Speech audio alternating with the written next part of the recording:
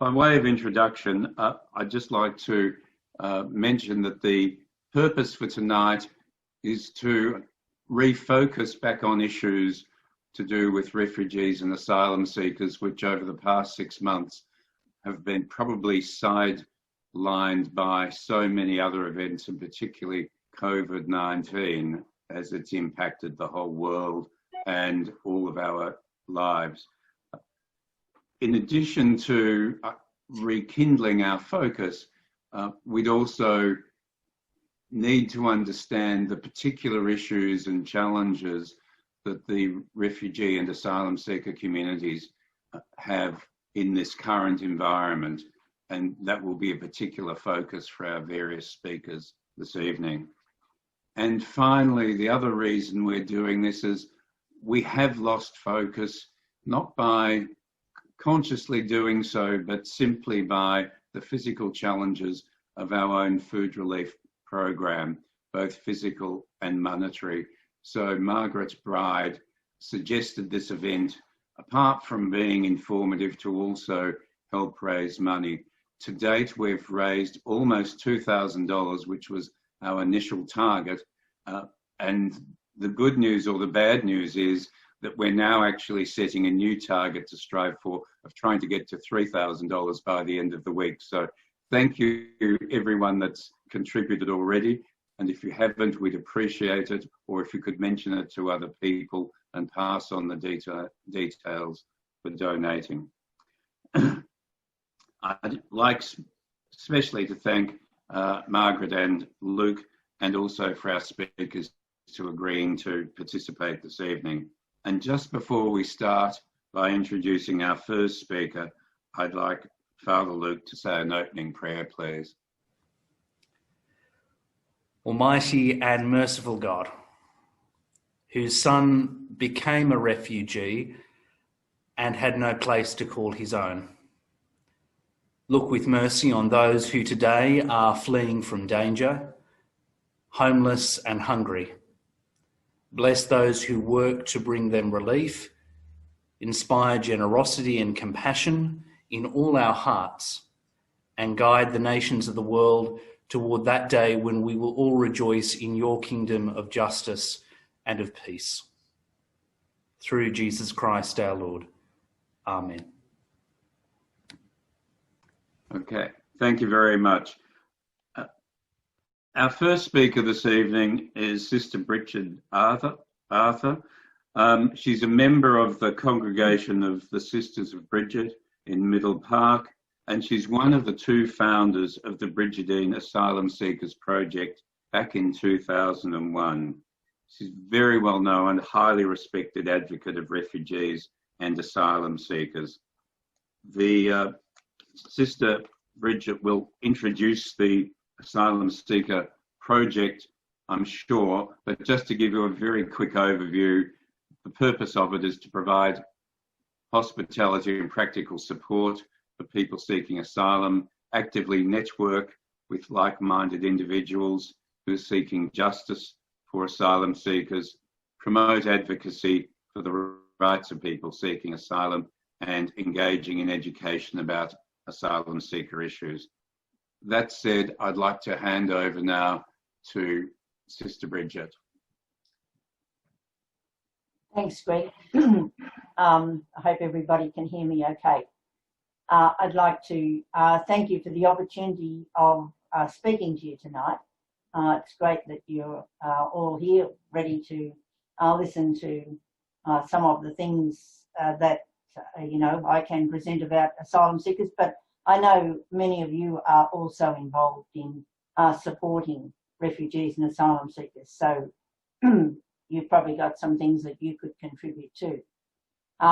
Before I begin, I would like to thank your church and also I think it's Christchurch in South Yarra who bring the groceries and the food, and this is a pretty public sort of thanks, but thanks to Father Luke who dropped in a lot of vouchers, which I've been meaning to write a letter to say thanks since they arrived, and I'm still thinking about it. So I'll take this opportunity to say thanks. It's amazing that, you know, people like yourselves help to keep a lot of things going, probably, but certainly our project. And indirectly then we can help, directly then we can help asylum seekers. I often say to people we're helping, when they say, oh, you're very good and thank you for whatever, well, we're really just able to do this because other people help us. So it's always good to be able to give them the sense that there's a lot of people in Australia who are on their side. Okay, I think Greg said a bit about what our project is on about, so I'll just reiterate that, I suppose, a little bit. We were founded in 2001, so we've been around for nearly 20 years. We do 4 things. One, give practical assistance, and at the moment that shifts sort of every few years because there's a new pressing need, a different one. So right now the pressing need is to help people with their rent and utilities and just emergency relief money because so many of them don't have any income at all. And I'll talk about that as one of the issues in a moment. So we still do some of the other things though that we've been doing over the years, like getting legal help for people, getting people to visit so that there's friendship. And a lot of people still do that over the phone, even though they can't go in at this stage. We do food runs, so some of the food that we get given we take out to people. Others come in here to get food. Yeah, we do a fair bit of practical stuff like that. We also network with a lot of other organisations. We advocate on behalf of asylum seekers around the issues, and we try to do education by this sort of thing, by our newsletter, I do a fair bit of work with kids in schools and so on. So that's the broad range of things. We sort of think we're small, but then our work has grown a lot. So at the present moment, we're helping house about 260 people. We never intended to have housing as big as that, but because of just the present need, that's what's happened. So I might move to what I see as the major issues confronting asylum seekers at the present moment. And maybe I'll just go on then with the lack of income support. Asylum seekers don't qualify for any particular income. So they don't qualify for job seeker or job keeper or any Centrelink money. Some few, it's relatively few, get an income called SRSS, and that's 89% of the old New Start. So it's pretty minimum. But that now looks like, we used to think that was very poor and, you know, how could you live on 89% of New Start? But now we think, aren't those people very lucky? Because at least they're getting something every fortnight. Whereas most of the people, and virtually all of the people we're dealing with, get no income at all. Unless they happen still to be working. Now most people, most of the asylum seekers in Melbourne used to do things like Uber driving, cleaning, you know, fairly the sort of lowly paid jobs and pretty casual jobs and so on. Hardly anybody I know has still got a job. So that's why, you know, there's a huge need for income support at the moment. For 2 reasons. 1, people have lost those jobs that they had, and 2, they lost this bit by bit. The government has taken away this sum of money called SRSS. And then some didn't get anything in any, in any case. So, yeah, there's a level of desperation and destitution among the asylum seeker population at the moment because of income. You know, and people, those who did have jobs and were managing, feel very let down, very yeah, very bad about the fact that they now have to ask for money. You know, we had people who didn't give us the bills until they were overdue, and when we said, look, can we at least have them within the due time, because we don't want to be paying more because the electricity bills, you know, overdue and so on. And we got answers like, well, I've been sitting thinking about ringing, but I hate asking somebody to have to pay this. One man who's got 3 kids said to me a couple of weeks ago, I haven't got much money. And I said, how much have you got? And he was sort of hesitant to tell me. And then after a while he said, $35. And that was all the money to his name, and he had kids. So, you know, the feeling of desperation, a lot of single people get every week, get down to no money on their phone, no money to get on the use MyKey-card, etc. So that's worse than in any time I've known since 2001. Another issue is the issue of detention. You probably have read some of this, in that there are about, I have got the numbers somewhere, but the numbers aren't so important, I suppose, because behind every number there's a human face, and it's the human face that really touches you. But there are a fair few people still on Manus and Nauru, or PNG and Nauru. Their fate is pretty uncertain because it looks as though the US deal is nearly finished. So people won't be going to America anymore, or just a few. And Australia still says that they can't come down here unless they get very sick. We have, of course, brought down a reasonable number of quite sick people from Manus and Nauru.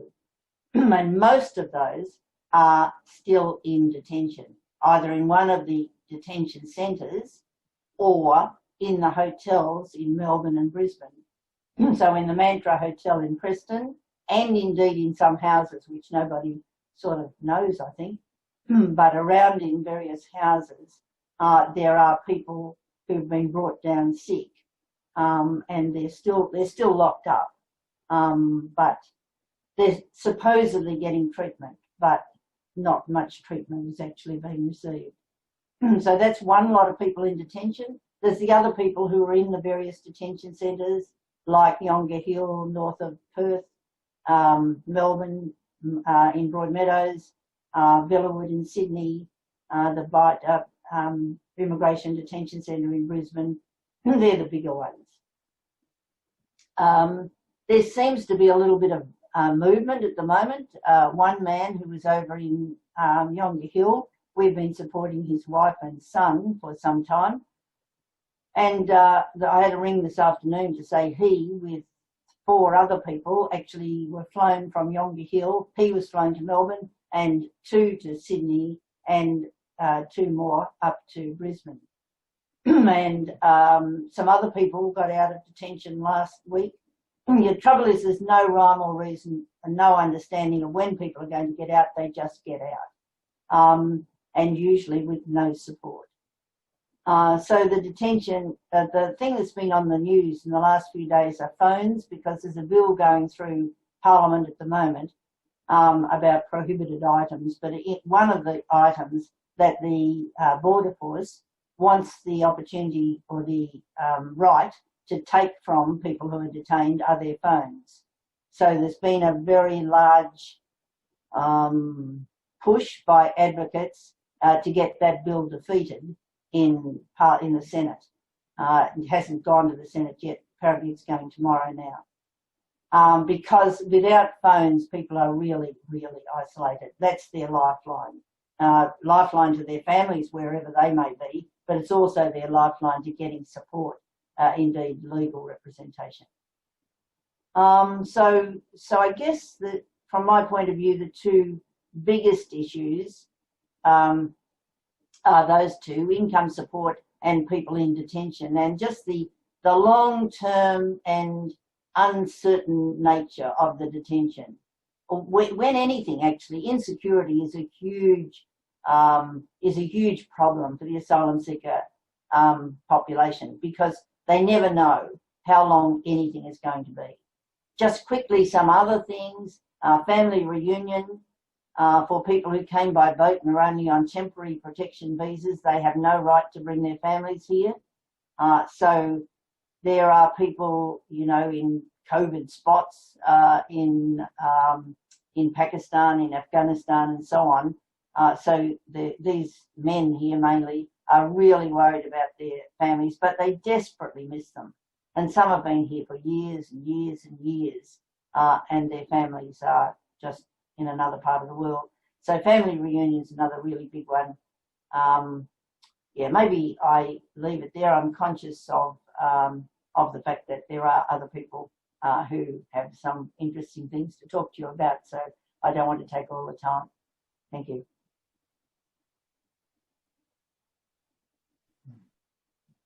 Thank you, Sister Bridget. In fact, you would have been welcome to have more time. You were briefer than I expected. So. Well, I'm very happy. I could talk all night, but you certainly wouldn't all be sitting there, so you'd be gone home. But, you know, I am happy certainly to, I really like questions, because that means I'm answering something that somebody wants to know. But I could go on afterwards if there's time. Okay, well, thank you very much. The immediate questions that spring to my mind, and as you know, I'll be asking some initial questions which may provoke some more thoughts for other people, and then Father Luke will be collecting any further questions from the chat room. The biggest question in my mind is, what are if the people that you're supporting as asylum seekers, what are the other forms of monetary support they can receive other than, for want of a better word, charity from organisations like yourselves, or is it just they have to go to multiple organisations to get multiple forms of charity at the moment? The latter is pretty much the case. The state government in Victoria has given some money, which is dispersed through the Red Cross. There are two programs. One's the ordinary Red Cross money, sort of.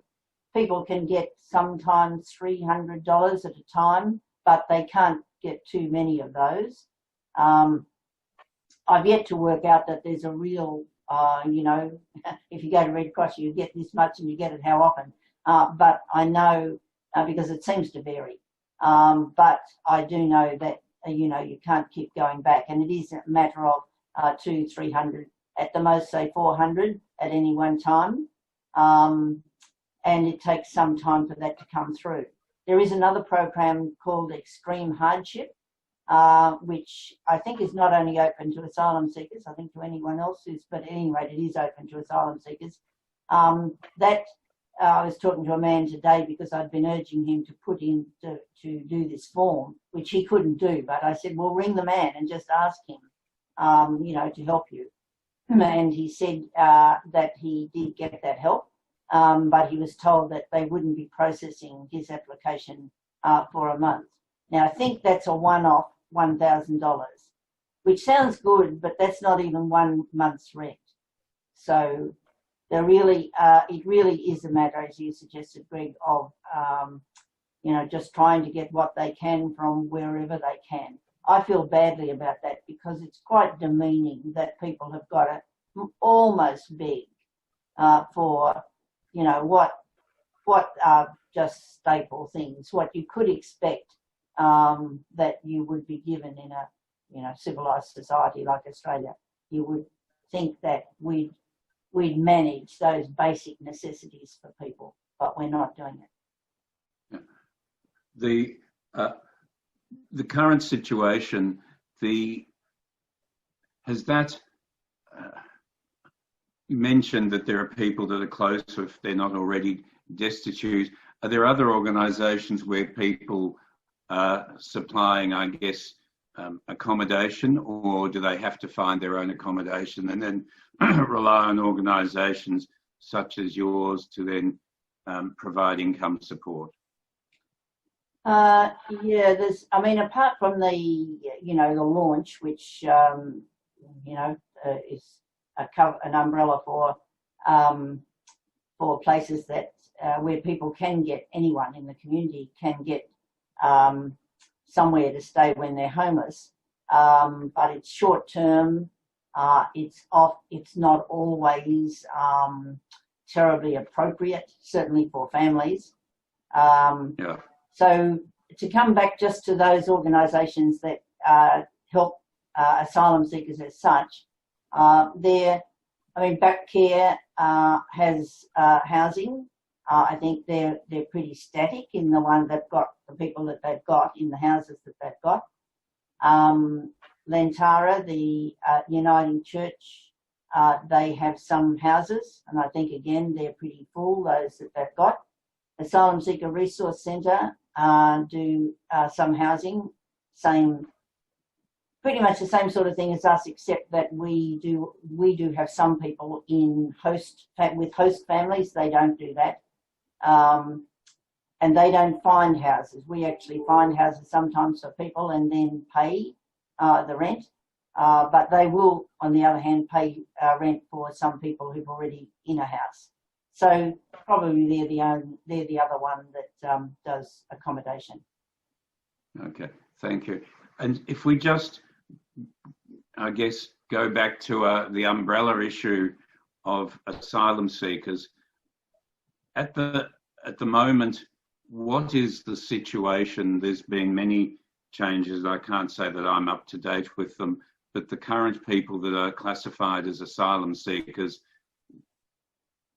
prior to COVID-19 impacting, what are the opportunities for them actually being able to stay in Australia, or are many of them still just living on a knife edge, whether they'll actually have to go back to to another country, even if it's not their country of origin?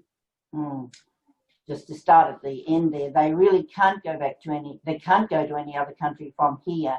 The only place they can go if they're a failed asylum seeker by law, Australia returns them to their own country. That's the only place they can go. But to go back to the first part of the question, the system of processing people's application for asylum is extraordinarily difficult. And as well as that, it's extraordinarily, it's not only complex, it's shambolic. Can't think of another word. It's just, you can never predict from knowing what happened to one person to saying, oh, the next person's situation is pretty much the same, so that will happen to them too. You just simply can't say that. Like, I knew two brothers, they came on the same boat. They obviously fled from the same situation. One got now as a citizen actually, got a permanent visa and then got citizenship, and the other one is still on a bridging visa, having been rejected at every point. That's an extreme case of just the sort of contradictory nature. We know two young Afghanis who came with other people, and we actually have had a lot to do with the whole cohort of Afghani young people. And a lot of those got visas and they've now got citizenship, been back overseas, got married, come back here. You know, they're a long way along the track of establishing themselves, and their friends, some of their friends, are still being rejected at every point and are without a visa at all. Two of them that I know are without a visa at all. And, you know, could be picked up and sent back to Afghanistan. We're not sending people back there at the moment. So, you know, that makes me weep at times. One young Afghani is mentally ill, very, very ill. And he came with another group of people, all of whom, every single one on the boat has got a visa. And the only thing that he wanted to do in life was to study. He's just got this, I suppose, almost obsession. But even when he could work, he would study at the same time every night.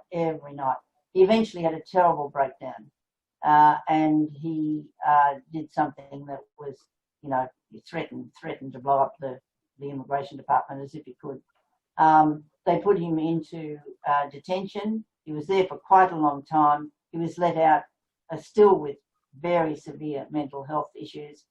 And, you know, he'll never be right, I don't think. And he hasn't got a visa. I don't know what's going to happen to him. So, you know, there are very sad cases of people who would appear to have exactly the same case as others. It sort of depends on so many things. Who reads your application, at what stage it comes before, whoever. Yeah. Okay. Apart, so on some of these broader issues, other than the immediate things that people in our audience can do, which is assist with donations or volunteer their time and skills, what are the policy changes you would like to see the Australian government or the Australian community embrace to actually alleviate the root cause of a lot of this suffering? Well, interestingly, I don't know whether this is quite a crazy idea, but what I'd like to see would be, and it has happened in a couple of countries in history, an act of grace where all of those who've been here for a long time and sort of are just stuck in the system, either in detention or in the community, but just stuck, that they would be given, unless they've done something to, you know, be sort of chosen to be criminal, that they would be given a visa and we'd start again. I honestly can't see how it's going to be all fixed up unless we, you know, do something, unless there is a government that does something fairly dramatic like that. Now, whether that's at all possible, but if not, then by piecemeal, I think we have to give everybody the right to work. We have to have stated times where things have to be decided. You know, there are people who came in 2012 and haven't had one interview yet. So stated times for things to happen, time limits, family reunion, opportunities for people to engage the same way as everybody else does. For example, you know, people who come by boat don't have the right to learn English, whereas those who come by plane actually do get the 510 hours of English or whatever. So the same, I mean, don't think we should be judging mode of arrival, then flowing on to what you're entitled to. So there are all those sorts of policy changes that, and many more, I think, that everybody should get legal assistance, for example. Okay, so it really is multifaceted cleanup of the system, even if we don't actually have a period of grace, at least to actually get the ground rules straightened out, because I think you're just reiterating what my previous experience has been, that it's just a whole lot of ambiguity that people are dealing with. I might, on that note, just thank you, Sister Bridget. Please stay on the line. There'll probably be some questions at the end. Thank you. Thank you. I'm now looking for Pauline somewhere. There you are, Pauline. You're on the top right-hand corner of my screen. If you'd like to unmute yourself, which you've just done. Pauline and her husband, along with her mother and daughter, are members of our congregation of St Martin's and have been so for several years. And they've become baptised and valued members of our church. But the family was originally from Turkey, and Pauline has been very active in helping asylum seekers and refugees since her arrival. She's a regular volunteer at SisterWorks, and she's now working for the the Asylum Seeker Resource Centre, which is a very well-known organisation. Without further introduction, I might just hand over to Pauline to pass on, I guess, your thoughts on the situation with asylum seekers and refugees. Thanks, Pauline. Thank you, Greg. I'm ready my speech to you, as my English is not good enough, and I apologize for the mistakes I made first. First of all, thank you so much to dear Margaret Wright and Greg Wayman for giving me the opportunity to speak at the meeting. My family and I arrived in Melbourne at the end of 2016. We used to live in Istanbul, Turkey, and my husband and I were running our own company as interior architect.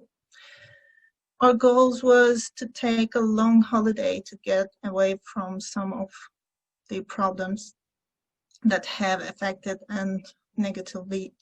us negatively in our country. But after a while, the situation got worse for us, and we had to apply for a protection visa. During the past 4 years, especially my husband and I have had a difficult time socially and psychologically, trying to learn a new language, getting used to a new culture, and grappling with monsters from the past. In the meantime, it was really hard. It took 18 months to survive the first shock after arriving in Melbourne. Then I decided that no matter what I had been through, I should hold on to life again. I had to do this not only for myself, but for my daughter, who was in the spring of her life, and for my family who needed me. First, I found the Asylum Seekers Resource Center on internet, helping people who were in my situation. SIC employees encouraged me to include the women's program and transform the jewelry design I used to make as a hobby into a win. After a while, they offered me to SisterWorks, where they work together. I cannot tell you in words how much intimacy and goodwill motivate me in the early days of joining SisterWorks. Sometimes a small snowball just needs a little touch to roll from a high ground. All employees, participants, and volunteers, especially Ifren, Annie, Tanya, and Maria, have a big share in these motivations at SisterWorks.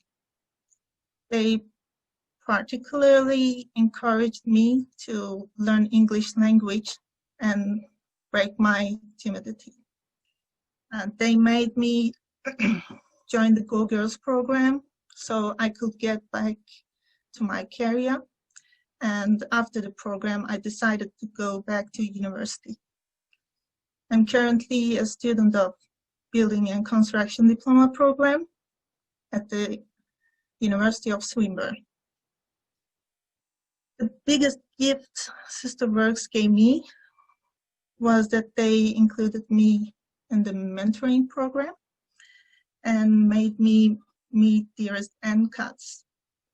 When I started seeing Anne, I'm never going to forget that she's patiently listening to me despite my bad English. She's helping me with goodwill and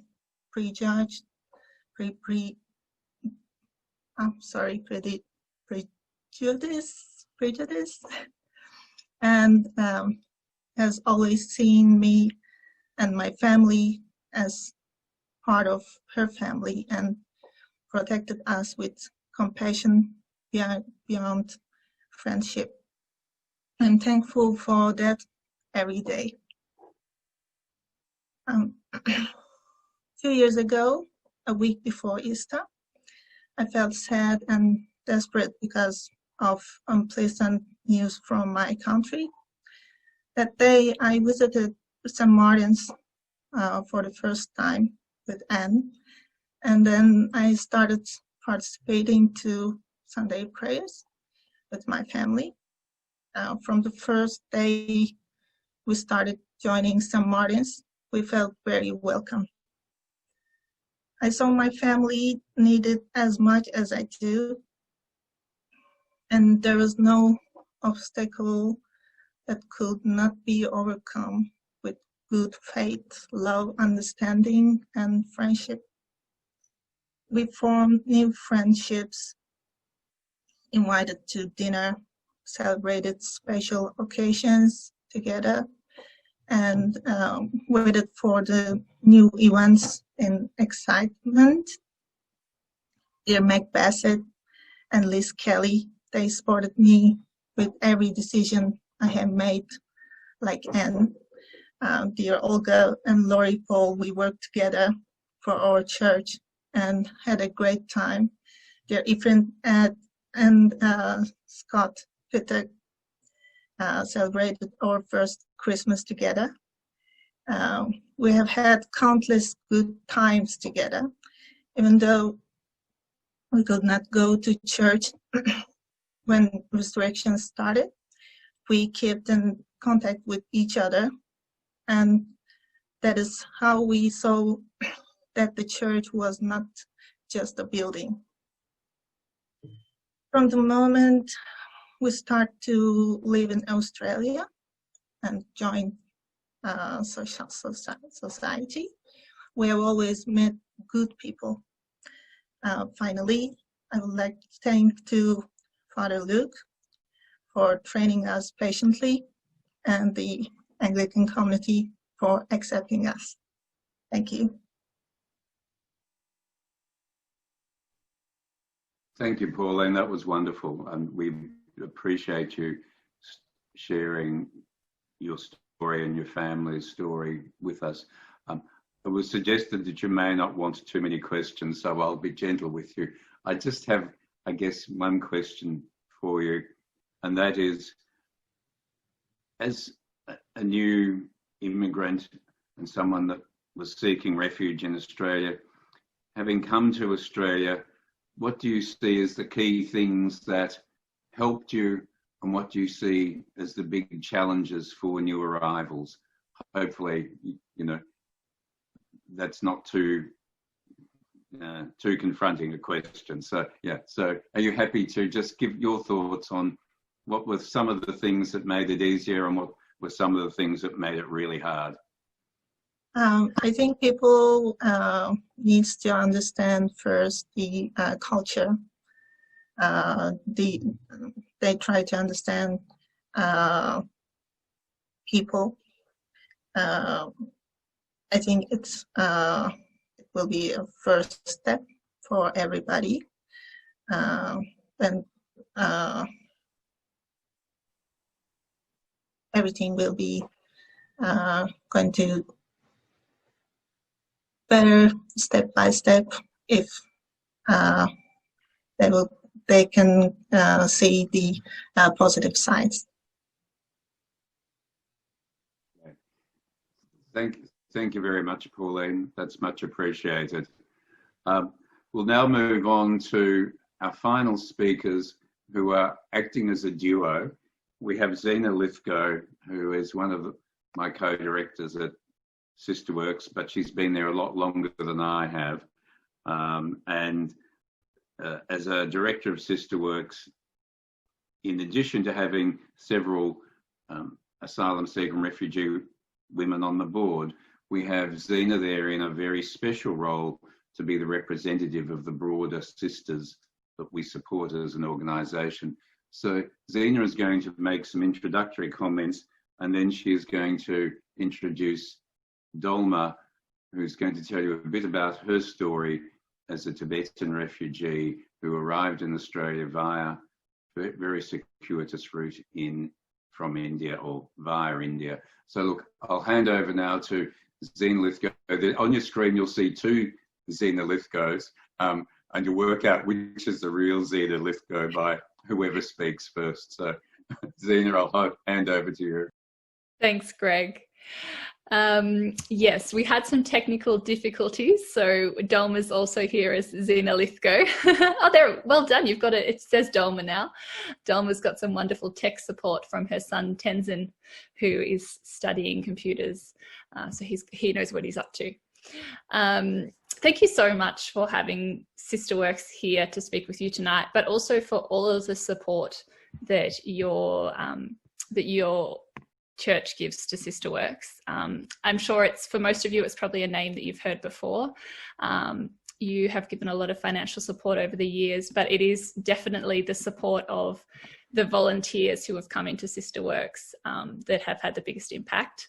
Anne Cutts was one of the first ones, and Ifrin followed, and obviously Greg makes a very big impact as well. And I mean, listening to Pauline talk about her relationship with SisterWorks really gives a great sense of what SisterWorks does. But if you're not very aware of what SisterWorks does, we are a not-for-profit social enterprise that supports women of asylum seeker, refugee and migrant backgrounds to work towards confidence, empowerment and financial independence in Australia. So mainly we do that through work opportunities and helping women to understand what working in Australia looks like and to create different avenues for them. We have a strong focus on learning by doing. So coming into SisterWorks and having hands-on experience. So that might be volunteering in our shop or learning how to make a craft product. It might be doing sales, or if you have more of a professional background, you might be helping with some administration or some marketing or something in the organisation. But, you know, a lot of people who come to Australia have a lot of professional backgrounds and find it hard to move into the workforce here, and they do a lot of study, but it's actually learning by doing and hands-on experience that gives people the best, you know, steps forward in Australia. The second thing that is the biggest value SisterWorks can offer to women is that sense of community, which Pauline spoke about so beautifully, and it's clear that it's exactly the same in your community, and you see the value that it can offer people in terms of their confidence to move forward and create opportunities. And the last one is financial opportunities. So SisterWorks has a large platform that they're able to support women to access to sell products if they have their own small businesses. But also they have financial incentives for women to make SisterWorks label products. They can learn some skills and start earning a little bit of money as they start to understand what they want their next direction to be in Australia. So that's a little bit of an overview of what SisterWorks does. Obviously, it's a lot more than that. It's mostly about that sense of community and giving women that confidence to try and to take new opportunities in Australia. And Dolma is one of our beautiful sisters. Dolma, how long have you been a part of SisterWorks? I think 96. I think for nearly 4 years. Yeah, long time. Yeah. When did you arrive in Australia, Dolma? Yeah, I arrived in Australia 2014 in August. Yeah. When did you leave Tibet? I live in India. I was born in India. My husband, he came from Tibet because he is one of the political presidents. Yeah. So we got an opportunity to come here for two government, Australia and our exile government, the opportunity to give we have to come here. Come here, yeah. So there's a very big Tibetan community in India, isn't there? Yeah, yeah. So. And you came straight to Melbourne? Yeah. When I come here in Australia, we had the trouble and understanding how things works around here. So. And Melbourne. Yeah. What is I forget. What are you? I asked how long did you come straight to Melbourne? Yeah, straight here. Yeah. 6 years. I'm here 6 years. 6 years, good. Sorry. No, you don't need to say sorry. That's okay. That. No, your English is not bad. You understand very well, Dolma. You're studying English, aren't you? Yeah. Do you study English, Dolma? Yeah. And you do some work with SisterWorks. What kind of things do you do? I make the toys. This is my new project. And actually, I like my wedding dress, but we learned some fashion design. Yeah, the clothes, the pant. They teach a lot of things. I forget our teacher's name. Sorry.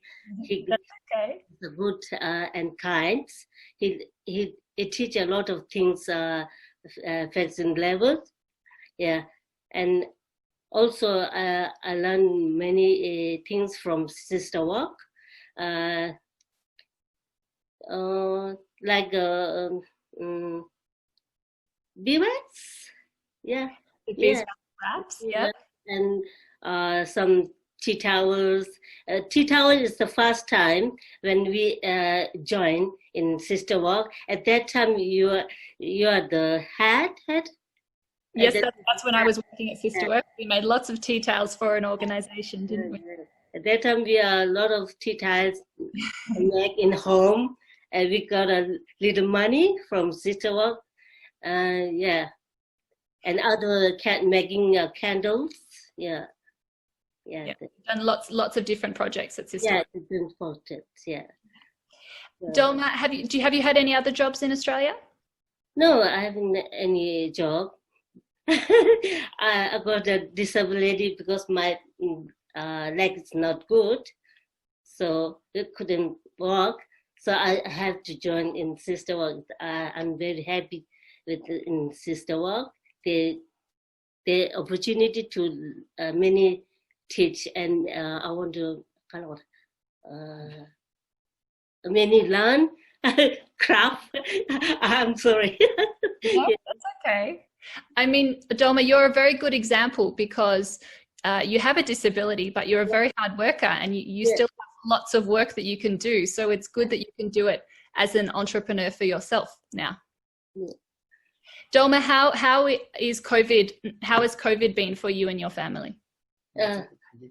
It's quite good. We are good. We are 2 times test in COVID. Yeah, so it's negative, clean. So we are okay. Yeah. And have there been any cases in your community in the flats? In our flat, there's nothing cases. Yeah. And how are the neighbours? Is the community strong at the moment? It's good. Our neighbours are very good. I think they have no COVID cases. Yeah. So everything's quiet. Yeah, good. Quiet. It is quiet, isn't it? Are people talking to each other when you go out for exercise, or is everyone very separate? No, some days our neighbours. One of that neighborhood, he's a very good. We are talking when we going there. We are talking each other and telling their country something. Yeah, good. Yeah. Good. And Dolma, would Tenzin like to come in and say hello? Would he like to come on screen? Yeah. My Tenzin. Hello. Hi, Tenzin. Tenzin, would you be happy to tell everybody who's with us a little bit about what you're doing at the moment and how your study is being affected by COVID? Yeah, sure. So right now I'm doing game design at AIE. So we have been doing online courses since I think since January. June. And it's at the beginning it was pretty hectic because everyone was kind of like not used to it, and because our course is more of a practical sort of experience,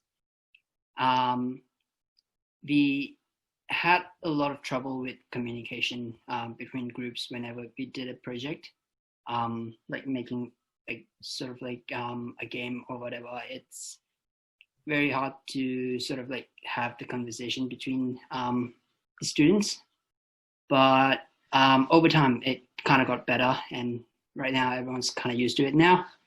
But still, like, there are bits and pieces. Sometimes like there's problems with internet and stuff.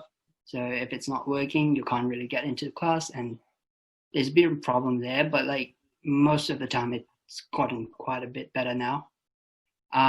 We are kind of like hoping to get back soon, like around the end of October, like hopefully. But the school has said like it'll depend on what the government says about it. But yeah, like so far it's gotten quite better with the online experience. Yeah. Good. Awesome. Thank you, Tenzin. Thanks for sharing. Yep. Greg, did you have any questions for us at this stage? Probably just a general question for, don't let Tenzin disappear. For Tenzin and Dolma. Welcome back, Tenzin.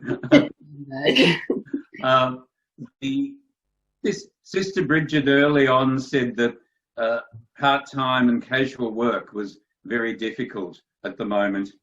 Can you tell us a bit about how people in your community or your neighbours may be handling the work or the lack of work at the moment due to the coronavirus? Like, I'm not exactly sure how my neighbours are handling that, but like in my case and some of my friends, they had to take a leave or like from the job. In my case, like I haven't really gone back to working since the COVID kind of got worse and like the stage 3 started. And like it's pretty hard to find a job at the moment, and especially when like you're doing a part-time or like a casual and not really a full-time. At like some places they focus more on like just trying to get people who can work permanently there rather than like short terms. And like one of my friends kind of like got like I think he was working at McDonald's or something, but like because he was more of a casual from time to time sort of working there, he hasn't really got a proper shift for quite a long time. Like only like every now and then like he gets once or twice, but like sort of like that. So yeah, it's pretty hard for like casuals and part-timers, I guess, to find a job. And how Tenzin, how are people coping with it? Are they depressed or just making the best of it, or do they have to rely more on charity? Is it, you know, how are people making do with the situation? Like in my case, I would say I'm very lucky because I do have my parents with me, and we do get Centrelink payment every fortnight. So we are doing pretty good, but I guess like I'm not too sure like income wise how everyone's coping. Mm-hmm. But like study wise, they I would say it gets quite hard because like students do need to pay for their tuition fee, and not having a job, it's like you have to make adjustments whether you want to do a job or like you can spend more time in your studies. And I have few of my classmates who dropped out this year because they wanted to focus more on like securing a job and sort of like pay their fees. Yeah, like I guess some people in studies, like those who are in like uni or like in my case like in vet course, some just decides to take a break from studies and try their best they can to find a job, I guess. But I'm not too sure how others cope with it. Thanks, Tenzin. And the final question's for you, Zena. You mentioned that your sister works at a childcare centre at one of, I think it's the Housing Commission flats, and she was telling you about some of the problems she's seeing. Can you just maybe relay some of that to our attendees as the final, I guess, question, if you're happy to field that one? Yeah, absolutely. So my sister works at a primary school in the Carlton housing estate. So, you know, 99% of their students are English second language families, and a large Islamic population as well. So they're working with families who have a lot of barriers at home. You know, the idea of having large families in small apartments during these restrictions is very challenging. There are challenges with doing at-home learning and having the right technology to support the families. But one of the biggest challenges they found is that, you know, a lot of the media out there is creating a lot of fear and uncertainty within the communities. So people aren't trusting to leave their homes very much. They're not confident to come down to the school to get support, and you know, technology and books for the kids to learn from, because you know, with the fear of COVID and what it is and how easy it is to catch is certainly having a big impact on the communities they support. You're muted, Greg. Thanks, Zena. I'm now going to go back to Father Luke, who hopefully is still with us. I can't see him, but hopefully, Father Luke, you're still here, to see if you've got any questions from the attendees. Thank you very much, Greg. Yes, we've had 2 questions so far come in. If anyone would like to add a question, please do see the chat function down the bottom of your screen and feel free to type me something now. I'm not quite sure who to direct these questions to, but I might direct them to Sister Bridget and to Zena to start off with. And so the first question comes from Lee and asks, what access is there for medical help for asylum seekers? Okay, Zena, I'll have a go first. Asylum seekers in Victoria, we're lucky here because the state government some years ago now agreed that asylum seekers could access hospital care in public hospitals free of charge, the same way that other people can. That's not true in other states, so we're really lucky that I remember back to 2002 or something, and we had a man with us who was actually dying of cancer. It was really, really sad. He couldn't go to a hospital except by paying, you know, fees which are beyond the capacity, certainly beyond his capacity. He had no money, and it was really beyond ours too. A doctor said to me, just take him to the hospital and then you go. Just leave him there. Don't go in with him. I felt terrible doing it. But he explained that hospital could not turn away somebody in his situation. They would take him in. Each time I visited him after that, I'd be called to the accounts department to be told that the amount had gone up to, you know, 20,000, 30,000, 40,000. So I would listen and say, well, yes, that's very sad, but, you know, he hasn't got any money. Anyway, I mean, the poor man died after a little while. But that's not repeated now because people are allowed to get hospital care. And we have most asylum seekers, I suppose you'd say, have got Medicare, but not all. There are a significant number who don't have access to Medicare. Hard to know why at times. They just don't. We have a number of really wonderful doctors who just say if somebody comes to you and they need help, just send them down to us, and also dentists. So we're really lucky we've built those contacts up over time. And there's two places at least, probably 3.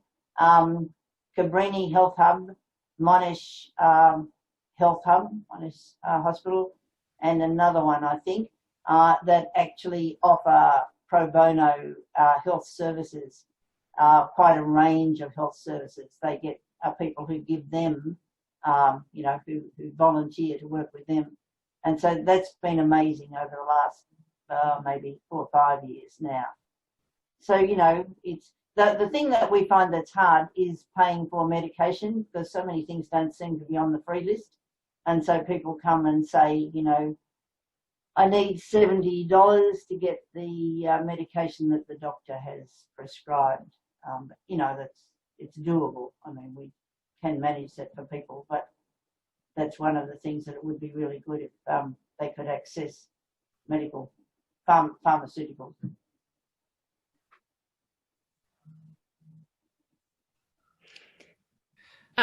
SisterWorks works with people specifically around economic work and communities. So this is certainly something that Bridget has a lot more understanding of than what I would be able to talk on. So I think we can go back to Luke. She's covered that very well. Thank you. Thank you both very, very much for that. Our second question comes from Judith, who asks, we are a small community at St Martin's and Christchurch, South Yarra. Other than money, what is the best way to help during COVID and after? Do you want to go first, Sina? I could go first. Okay. So I think that, yeah, it's really important for us all to remember at this time what long-term impact COVID is going to have on the wider community, particularly for really vulnerable communities. You know, after being a part of SisterWorks and working in the asylum seeker and refugee area for, you know, 7+ years, even I have had such a rude awakening and reminder of just how severe the situation is for asylum seekers in particular at the moment, from listening to Sister speak. So I think volunteering is always something that has a lot of value for organisations. Obviously, it's challenging at the moment from, you know, with the remoteness. It can't be overstated how much a financial contribution can make to any organisation. Just listening to Sister speak and all those little things that come up. I know it's not, we prefer to give our time. Giving our time can be really valuable, but also for organisations, sometimes what they do need is just a little bit of financial support. Since leaving SisterWorks as an employee, I now run my own small business, and 5% of the rate I charge, I'm a marriage celebrant, so 5% of the rate I charge couples is donated to SisterWorks just to make a contribution further. And that concept came from reading a book by Peter Singer, who is an ethicist, called The Life You Can Save. It's a really easy read, and it really transformed my perspective on that financial contribution and how little it needs to be to have a really big impact. So certainly, you know, giving your time and volunteering can be really valuable, but that financial piece can't be overlooked. And I guess that the add-on to that at the moment is not just for asylum seeker communities, but even within our own communities, just remembering that piece of connection and checking in and making that friendship online. You could hear Pauline speak about all those special friendships she's made through your church. So yeah, that piece of connecting with people I think is really valuable and something that we can all offer as well. Thanks, Sina.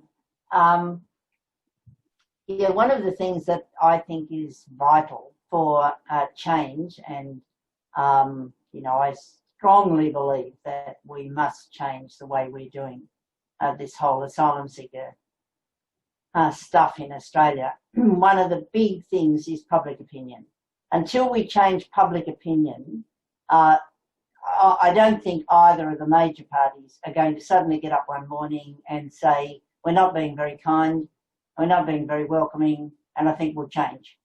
I can't see them doing that. Some small number of MPs will, but not major parties. So until we can change enough public opinion that the members of Parliament will know that they'll get voted out if they don't change things. You know, I mean, I think it's that political push that we need to. And people might say, well, I don't even know any members of Parliament and I can't do anything about it. Look, if we just change our neighbours, ourselves, these conversations that come up that, you know, are a bit uncomfortable at times, and you might think, oh, I know what I feel about asylum seekers, about refugees, but really I don't think this person that I'm talking to thinks the same as me, so we'll avoid the conversation.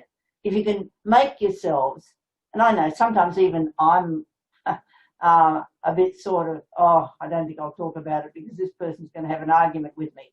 But, you know, we have to have the arguments, and we have to say, look, we don't have to be like this. We don't have to be cruel. They're not people invading us. These are poor people who have been in some trouble in some other part of the world, and they're coming here asking us for help, and the least we can do is to be kind to them and, you know, by changing the narrative.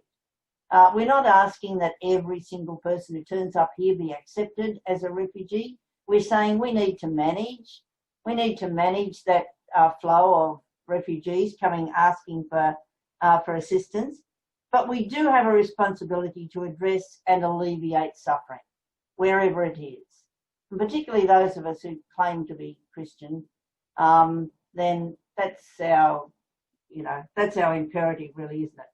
So if they're here on our doorsteps, then we have to look after them. And I think even if we don't meet asylum seekers ourselves, changing that sort of consciousness in the general public, it's bit by bit by bit by bit. It takes ages, but, you know, it's a trickling out effect. And if we can do that enough, then I believe we will actually have a change in the way the government does this stuff, because it's awful at the moment. It's just based on fear and prejudice and deterrence, and I don't know what we're deterring, but at any rate, we think politicians think they're winning elections by doing this sort of stuff, and sad to say they probably are. So we've got to change the narrative. So that'd be the big thing, I'd say. And of course, you know, any practical help, as Zena was saying, is also great too.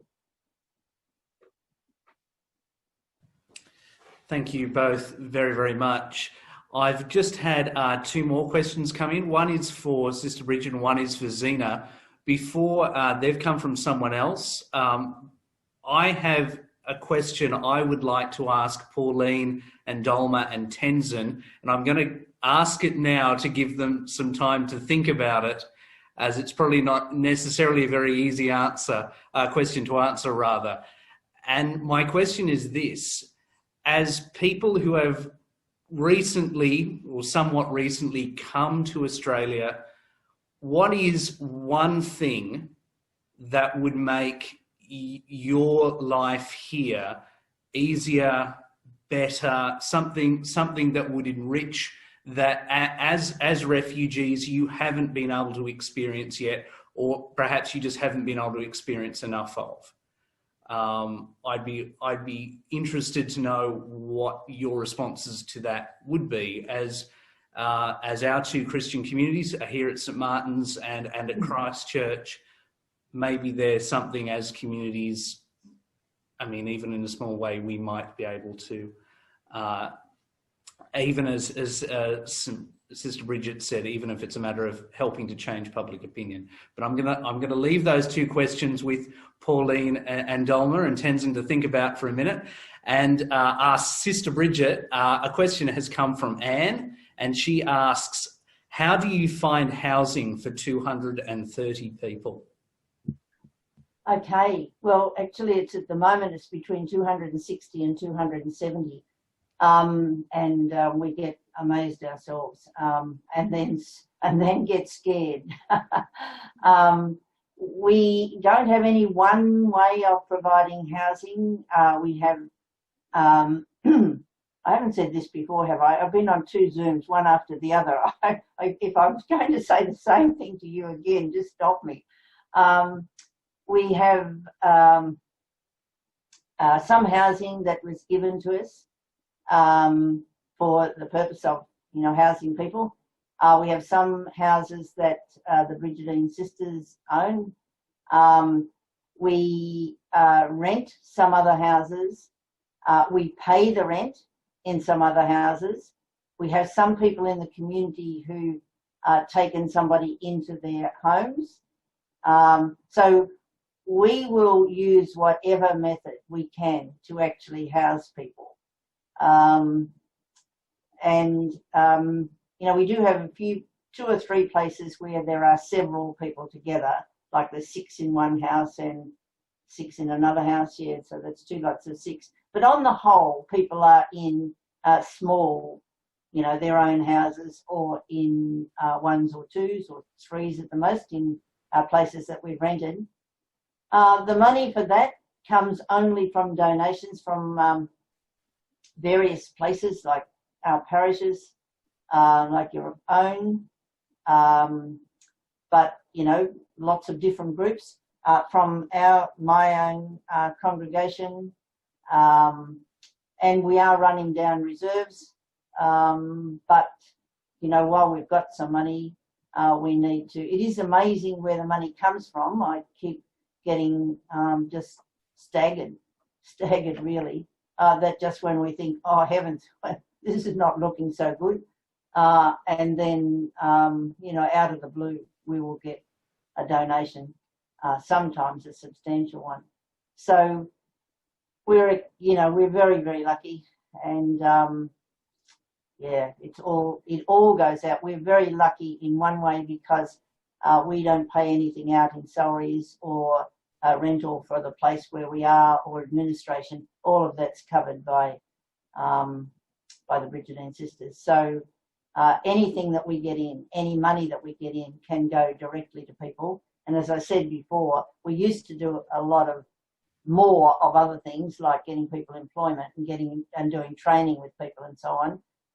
But most of our effort now is going into housing, because that just seems to be, it's not much good doing any other things for people if they haven't got anywhere to live. So, yeah.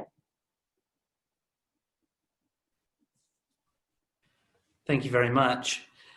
Zena, Anne has also asked, I think this is intended to be a bit of a plug really, but could you explain how how great the SisterWorks masks have become over recent months?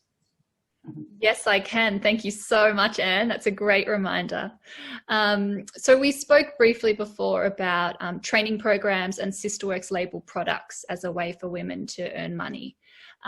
Craft can be a really challenging thing to sell. Everyone likes looking at it, but it's not always that thing you need to have. And also we need to create products that are simple and fast to make and have a good profit margin on them. The facial mask that we all have to wear at the moment could not be a more perfect product for SisterWorks to be creating. It's really easy for people to make at home. And then we were already doing such a great job selling them, and then Dan Andrews made it compulsory for all of us to wear them. So it has been absolutely transformational in terms of the income it has enabled women at SisterWorks to generate during a really challenging time. And also, like, as you know, giving them something to focus on as well, which I know as a small business person during this time can be really challenging as well. So the masks have been such an incredible product for us to be selling. I believe we're in front of the backlog. Ifrin and the team have been working crazy hours.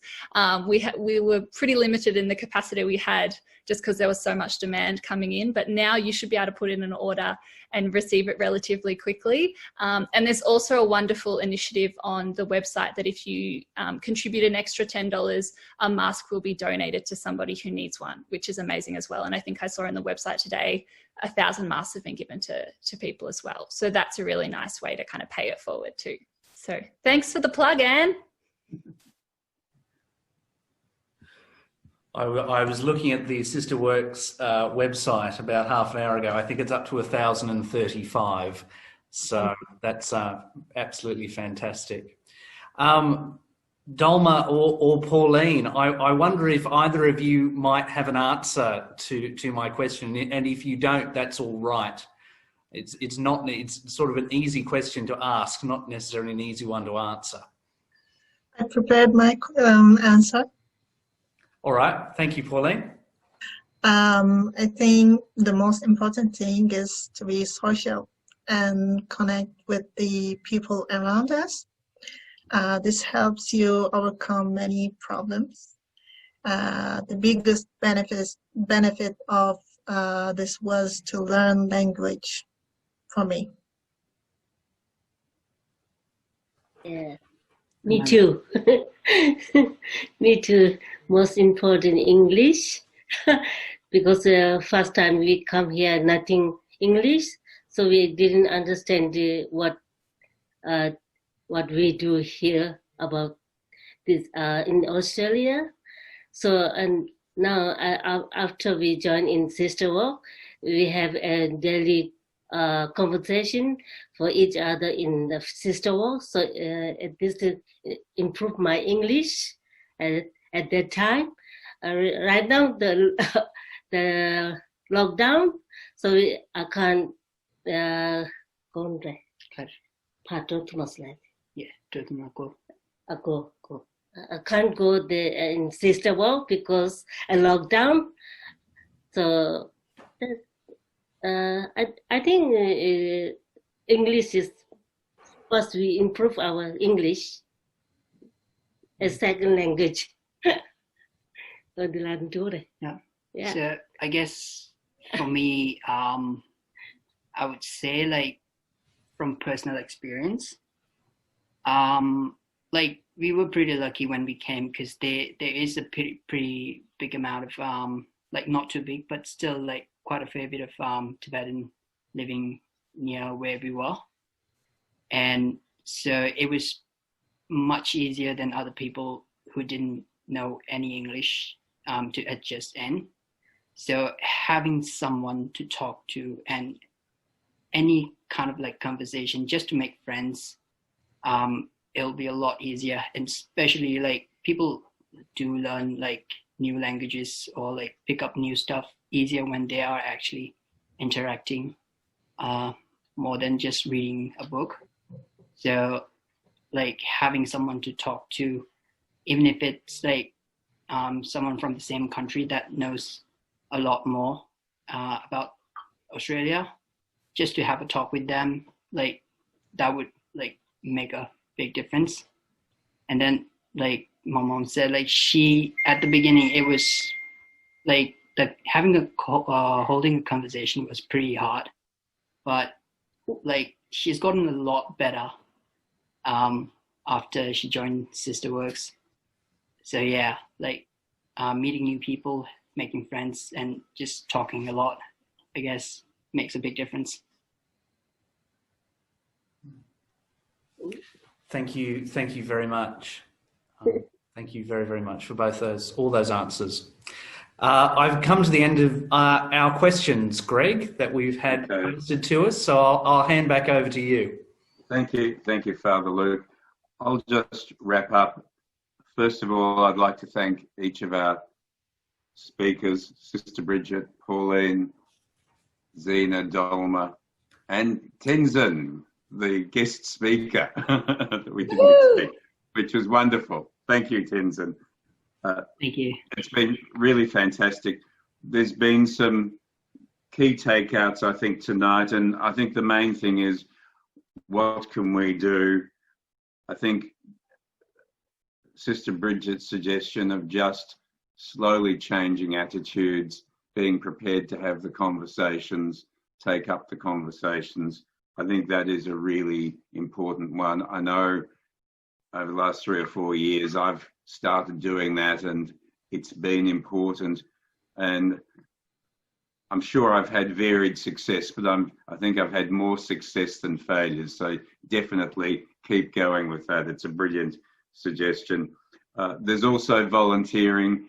And I think the key thing, particularly at the moment with COVID-19, I do think it's a time that we do need to dig deep to help financially where we can. I know many people will have their own financial pressures at the moment, but those of us who are able to assist, please do, whether it's directly to Sister Bridget's project, whether it's to SisterWorks, or particularly tonight for the food relief program, we'd appreciate your financial support. As I said at the beginning, we've reached just under $2,000. We're now targeting $3,000.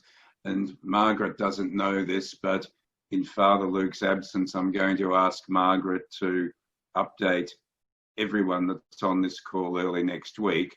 Hopefully you can obtain the list, Margaret, to where we actually got to by the end of this week in terms of the money that we've raised. With that, I don't think there's anything else I need to do except thank everyone for attending and then hand back to Father Luke for a closing prayer. Thank you, Greg, very much for hosting our evening this evening, and particularly to both Margaret and Greg for all the work they've done behind the scenes in getting ready for tonight. It's been greatly appreciated, I know, by lots of people. So could you please all join me in a prayer for SisterWorks, for the Brigidine Asylum Seeker Project, and for refugees throughout the world. Let us pray. Lord, no one is a stranger to you, and no one is ever far from your loving care. In your love, watch over refugees and asylum seekers, those separated from their loved ones, those who are lost, and those who have been exiled from their homes. Bring them safely to the place where they long to be, and help us always to show your kindness to strangers and those in need. We pray in particular this evening for the work of SisterWorks and the Brigidine Asylum Seeker Project here in Melbourne. We ask all these things in the name of your dear Son, our Lord Jesus Christ. Amen.